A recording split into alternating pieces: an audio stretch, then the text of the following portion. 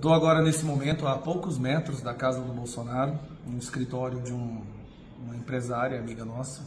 Estamos aqui aguardando a chegada do Flávio, do Marinho. O pessoal vai se reunir aqui para a gente poder decidir o que nós vamos fazer a partir desse momento, porque o que a gente percebeu é que o Alexandre de Moraes está tentando criar uma espécie de armadilha para prender ainda mais. Mas é curioso, vários fatos foram curiosos nessa prisão do Bolsonaro hoje. E não é só o fato de ter sido no dia 22, assim como foi dada uma multa de 22 milhões para o PL. Não é só o fato de estar acontecendo justamente no momento onde a rejeição do Lula está aumentando absurdamente depois que ele se posicionou contra a polícia e a favor do narcotráfico, inclusive na votação que nós tivemos na semana passada. Também não é o fato do escândalo do Banco Master, que envolve os ministros do STF e o ministro da Justiça.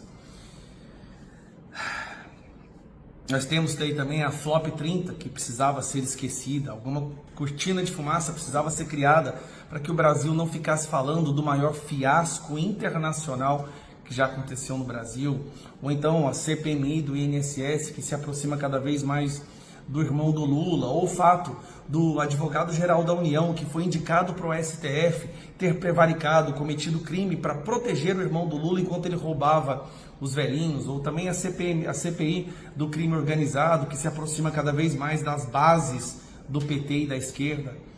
É curioso essa prisão estar acontecendo justamente hoje, mas agora eu vou te falar quais foram as mentiras que foram contadas. De acordo com a imprensa, a decisão foi emitida depois de que Bolsonaro havia mexido ou interferido na sua tornozeleira eletrônica. Mentira. A decisão de prisão dele foi dada única e exclusivamente porque o Flávio Bolsonaro fez o pedido de vigília. Inclusive, ela foi emitida no dia 21. O Bolsonaro, de acordo com a imprensa, mexeu na tornozeleira dele no dia 22, à meia-noite e 8 minutos. Mas a decisão, ela foi emitida, a decisão de prisão dele, foi emitida no dia 21.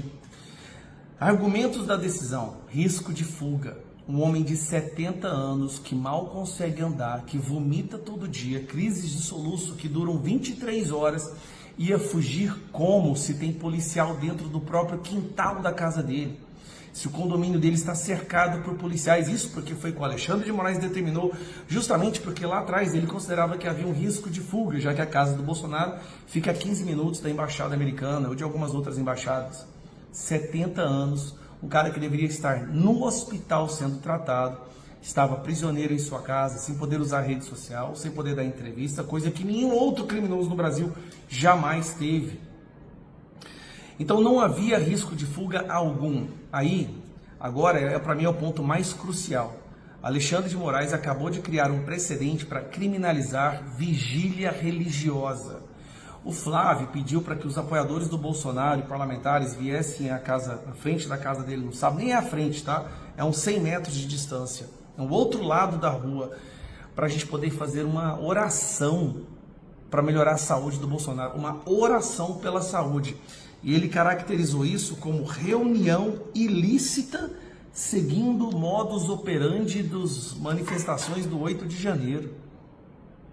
Não só agora orar por alguém virou crime, como também chamar e pedir oração das pessoas pela saúde de alguém virou crime. E usou também o argumento de que outros réus fugiram. Mas espera aí, você não pode penalizar uma pessoa por atos de terceiros. Pelo menos é isso que fala a nossa Constituição. E é isso que o Alexandre de Moraes fez. É tanta aberração, é tanto absurdo nessa decisão. É uma decisão que é difícil de acreditar, até mesmo para aqueles que odeiam Bolsonaro. Até para quem torce pela prisão dele, olha para essa decisão e fala: isso aqui não faz o menor sentido. Mas foi feito. Num sábado, para evitar a mobilização das pessoas, sabendo que a maioria dos parlamentares não estariam em Brasília, Alexandre de Moraes tira o Bolsonaro de um presídio, porque ele já tinha transformado a casa dele em presídio, e coloca ele agora na Polícia Federal. E negou a prisão domiciliar. Prisões domiciliares já foram concedidas para as pessoas mais novas, que não estavam na condição de saúde que o Bolsonaro está, mas para o Bolsonaro não. O que está acontecendo? a armadilha que o Alexandre de Moraes quer, e na decisão dele fica bem claro que agora ele vai para cima do Flávio Bolsonaro, porque o Flávio Bolsonaro agora faz parte de uma organização criminosa, porque ele nos convidou para orar pelo Bolsonaro. O objetivo que o Moraes quer é uma reação do fígado de cada um de nós. E a verdade é que dá vontade mesmo, dá vontade de pegar isso aqui e falar, mas a gente não pode.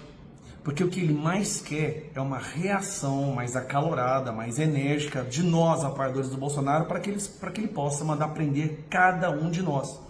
O objetivo do Alexandre é muito claro: impedir que nós façamos maioria no Senado e na Câmara dos Deputados. E para impedir, ele tem que prender todo mundo.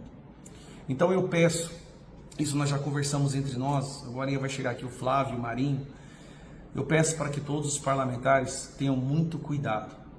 Muito cuidado, qualquer palavra que você falar agora pode ser usada para te prender. Se você for de direita, se você apoia Bolsonaro, qualquer palavra, qualquer tom mais enérgico que você usar, poderá ser usado para te prender também. Porque esse é o objetivo, é assassinar, é acabar, executar, exterminar a direita do Brasil. Bolsonaro, tenha a mais absoluta certeza, cada minuto dos nossos dias serão dedicados a desfazer essa injustiça, te colocar livre, porque você reacendeu a chama do patriotismo e essa chama nunca vai ser apagada. E o que eles estão fazendo, essa injustiça, só vai levantar a sua força ainda mais. Porque o Moraes não conseguiu não esperar o fim do julgamento, já quis prender o Bolsonaro hoje por risco de fuga, gente. Pelo amor de Deus. O general Heleno também vai para a prisão. Responsabilizar Bolsonaro por causa da saída do Ramagem, da Carla Zambelli ou do Eduardo por atos de terceiros? Bom, ao longo do dia a gente vai fazer mais algumas atualizações.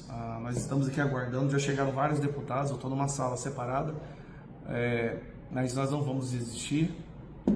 E para mim o ato desse é um ato de desespero de alguém que sabe que está chegando no final da sua ditadura.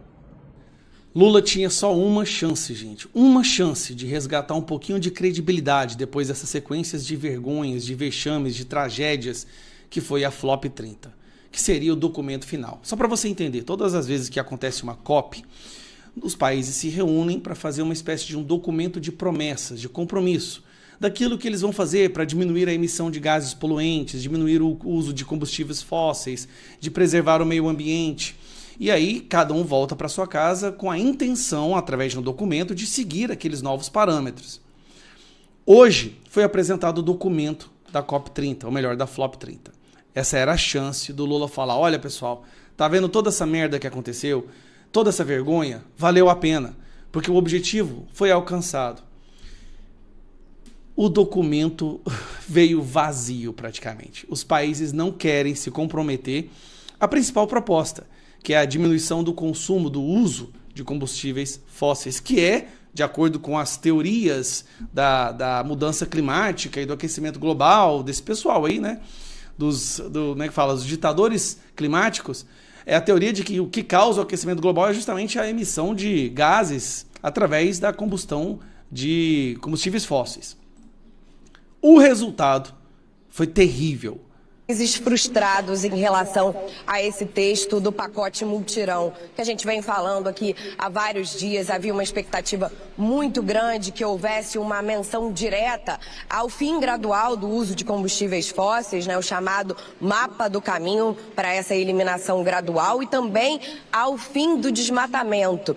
E o texto, ele é muito leve, né, tem uma menção muito amena a esse respeito, a respeito da emissão de gases de efeito estufa. Então já tem uma carta de mais de 20 países que dizem que isso não é suficiente. E muitos cientistas, climatologistas, também reagindo negativamente a esse texto. A gente sempre explica que esse texto vai ser submetido ao consenso de todas as delegações, de todos os países, e pode ser que volte, né, para ser reescrito e aí retorne à votação novamente. É um processo comum às conferências do clima, às COPs, porque realmente cada parágrafo, cada linha é negociada ao extremo. Mas nesse momento, com o texto que foi divulgado na madrugada, depois da interrupção de 6 horas em função, né, do incêndio que atingiu aqui a área de pavilhões da Zona Azul.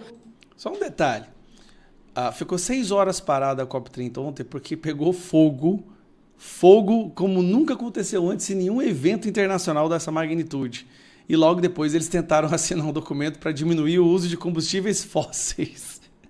Num evento que funcionou com 160 geradores movidos a diesel, transatlânticos gastando milhares de litros de diesel por dia e o iate do Lula também movido a diesel. Cara, não tem cabimento. Nesse momento, há uma frustração muito grande porque houve uma pressão por parte dos países que são mais dependentes de combustíveis fósseis em relação a não colocar com uma menção explícita a questão do mapa do caminho para longe dos combustíveis fósseis. Eu quero destacar um trecho, antes da gente seguir na nossa conversa aqui no Conexão, desse documento que vai ser submetido ao consenso ou não dos países. Diz o seguinte: reconhece que a transição global rumo a baixas emissões de gases de efeito estufa e ao modelo de desenvolvimento favorável ao clima é irreversível e representa a tendência do futuro. Então essa é a menção que muitos consideram fraca. É só isso, a menção do texto, olha, vai acontecer, é uma tendência, é irreversível, mas nós não nos comprometemos a fazer nada. Viemos aqui, quase fomos assados vivos, tudo foi caro demais, passamos um calor dos infernos, fomos assaltados pelo Comando Vermelho, nossas acomodações foram precárias. Cara, o chanceler da Alemanha, ele foi muito educado. E olha, sinceramente, o Lula, ao invés de tentar fazer com que ele peça desculpas, o Lula tinha que agradecer o cara. Ele foi educado, polido, ao descrever de maneira muito sutil e superficial a bagaceira, desculpa usar esse termo, mas a bagaceira que foi a COP30, gente. 1 bilhão, mais de 1 bilhão do nosso dinheiro foi gasto nisso daí. Mais de 1 bilhão. E o resultado é zero. Zero. Que vergonha, cara. Que vergonha, que vergonha. Eu espero que no próximo presidente Bolsonaro, quando ele voltar, que a gente possa resgatar um pouquinho da credibilidade do nosso país.